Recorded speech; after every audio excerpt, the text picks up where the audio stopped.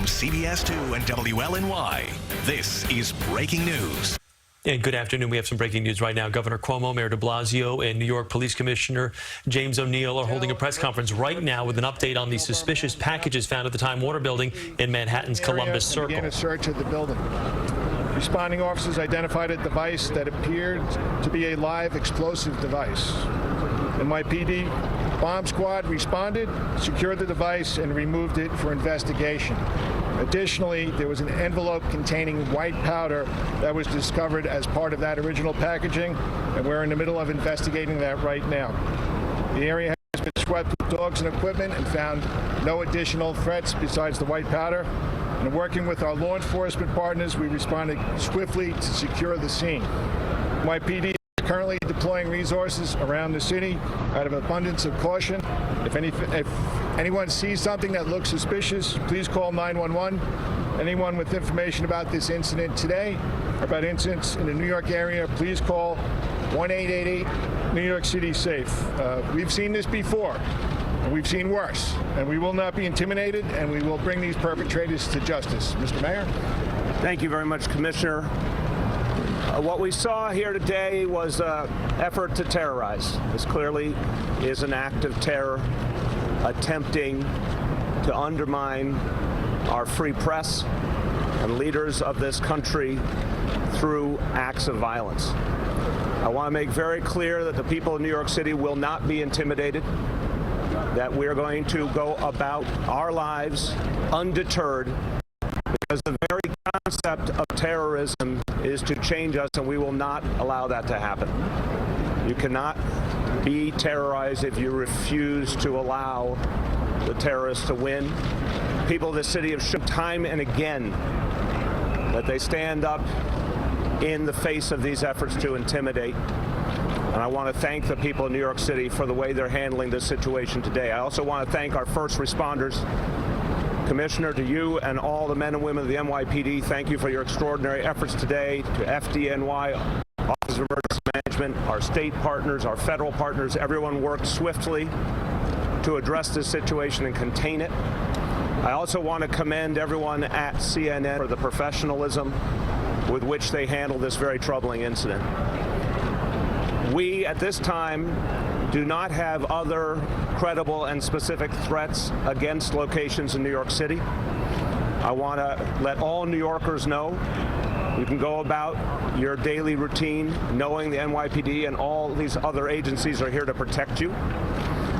It's important to note that this is an ongoing investigation. As we have more information, we will provide it. But I emphasize there is no specific threat against any other location in this city at this time. That said, the NYPD and all of our partners have reinforced our very clear, visible presence at key media locations around New York City and other important locations. So you will see a lot more police presence. That should be reassuring to all New Yorkers. Finally, I want to say this is a very painful time in our nation. It's a time when people are feeling a lot of hatred in the air. And incidents like this exacerbate that pain and exacerbate that fear. We cannot let the acts of a very few change who we are. It's really important at a moment like this to remember the vast majority of Americans, the vast majority of New Yorkers are good people trying to live in peace with each other. There are a few people, we don't know who they are today, but there are a few people trying to tear us apart through acts of violence. It is imperative that we ensure they fail.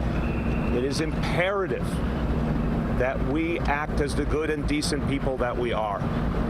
This is a moment in history that's painful, but it will pass. This too shall pass. But today, the important point is, everyone can rest assured the NYPD and all other agencies are out in force to protect the people of this city and to make sure that they can go about their lives safely. Thank you. Governor Cuomo. Thank you. Of course, to protect the people of this city and to make sure that they can go about their lives safely. Thank you. Governor Cuomo. Thank you. Thank you, Mayor. Thank you, Commissioner. First, let's remember that we have the best police force and the best law enforcement agencies on the globe. And we want to thank the NYPD and the state police and the FBI and the Joint Terrorism Task Force, the Secret Service, all who have worked seamlessly together and are coordinated. And we should take comfort in that level of professionalism that we have in this city and in this state. As everyone is aware, there have been a number of packages that have been received. Last night, there was the Secret Service detected a package at the residence of President Clinton and Hillary Rodham Clinton. They notified the state police and the NYPD. We personally checked on the president's residence in Chappaqua at about 4:30 this morning, and everything was fine there. This morning, obviously, we have the CNN package, and I want to echo the professionalism with which CNN has handled the situation.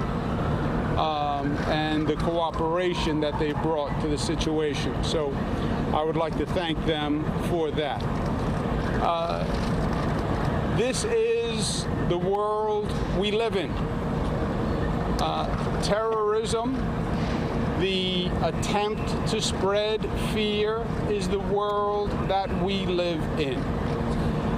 It is heightened lately. The mayor is exactly right. There are more tensions than usual, but this is the world we live in. Also, a little perspective. The first terrorist attack in New York City was 1993, 25 years ago, was the bombing of the World Trade Center. So in some ways, this is nothing new. We have lived with this for a long time. Actually, my father was governor at that time. This has been a circumstance of being who we are and where we are. We are New York, and we are an international icon, and for some, we're an international target. Terrorism only works if you let it work. What they are trying to do is scare us and destabilize us, and we will not allow that to happen. We are New Yorkers. We are smart. We are tough. We are resilient. And we will not allow these terrorist thugs to change the way we live our lives. They fail unless we allow them to win. And we will not allow them to win. Now, as the commissioner said, you'll see increased police presence from the NYPD, from the state police, from the MTA police, from the Port Authority police. You shouldn't be alarmed. There'll be more police on subways, more police on the streets, more police at crossings. As the mayor said, that's not because we know any specific threat.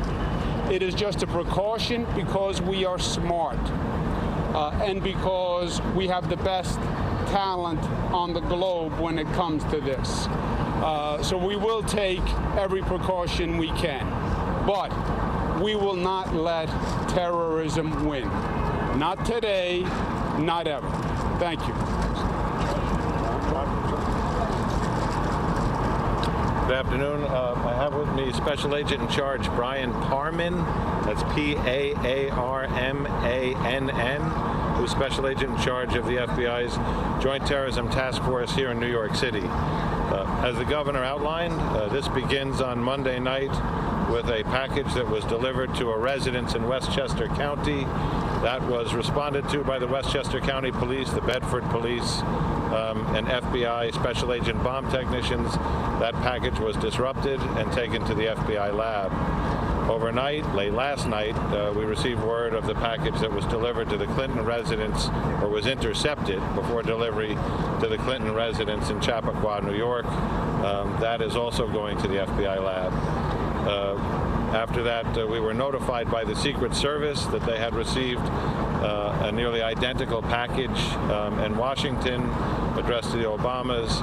At that point, we began to take additional proactive steps. We had gone to locations the day before associated with the first individual who was targeted. Today we went out to offices of elected officials, media outlets, television, and in fact, when the package was discovered here in the CNN mailroom, we had NYPD personnel present who were showing them what these look like and what to be on the lookout for. So at this point, we are talking with other FBI field offices, the JTTF, about other incidents that are unfolding in other places. But suffice it to say, it appears that an individual or individuals sent out multiple similar packages. We have been working with corporate partners and the private sector. We have prepared a product through the NYPD SHIELD program, which goes to approximately 20,000 of our private security partners, instructing them on what to look for, what the characteristics are, and renewed tips on handling of suspicious packages. At this point, we're at a very early stage in the investigation. This is being led by the Joint Terrorism Task Force here in New York City with the FBI, the NYPD. We've had assistance from the New York State Police, who are part of that task force, and assistance from the Bureau of Alcohol, Tobacco, and Firearms. So it's a big group effort. The incident here today, once the package was discovered, emergency service was notified. They called the bomb squad. The bomb squad was able to safely remove a device contained in that package using the total containment vessel, the TCV, or in simple terms, the bomb truck. That has gone to our range at Rodman's Neck, where FBI Special Agent bomb technicians will work with our people on how to get it to the next stop, which should be the FBI lab, so all of this evidence can be examined together.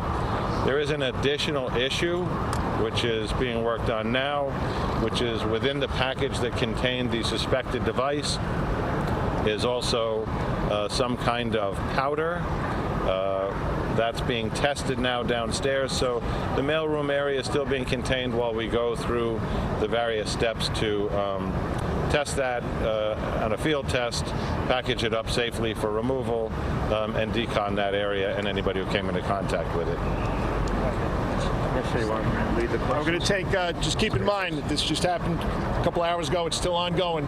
So I'm going to take some questions. We're not going to be able to go too deep into it. Yes? Can you talk about how concerned you are about this seeming political connection between these targets, people who have been criticized by the president?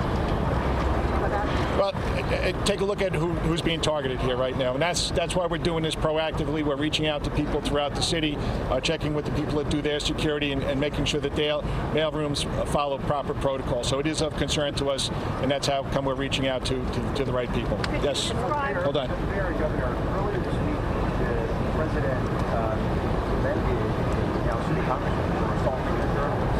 There's been all sorts of threats to journalists and shooting them this year. Do you have a particular message to President Trump in light of what happened at CNN and to critics like John Brennan and like? Look, I'm just going to say something broad, because at a time where there's a lot of hatred and division, it does not make sense to exacerbate it. Let's just say this to all public officials of all partisan affiliations. Don't encourage violence. Don't encourage hatred. Don't encourage attacks on media. You can disagree, but you have to show respect for people and air your disagreements peacefully. So, unfortunately, this atmosphere of hatred is contributing to the choices people are making to turn to violence. There's no question about it. And the way to stop that is to turn back the other way, to bring down the temperature, to end any messages about the use of violence against people we disagree with. And that has to start at the top. Again, look, this is a political year. It's a political season. We are weeks from an election, and that's obviously in the air, and that's an obvious fact. But we've been through many political seasons, and we have political differences, and that's actually good for democracy. What is not good is overheated rhetoric extremism that pushes people to violence. And at the end of the day, we may have political differences, but this is one country.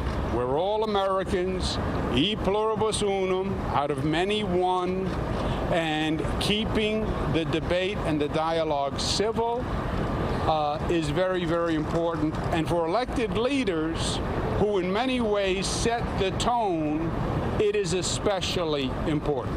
Hold on. Right there. Can you describe what the device looks like that was found? John? Sure. Brian Parman from FBI JTTF.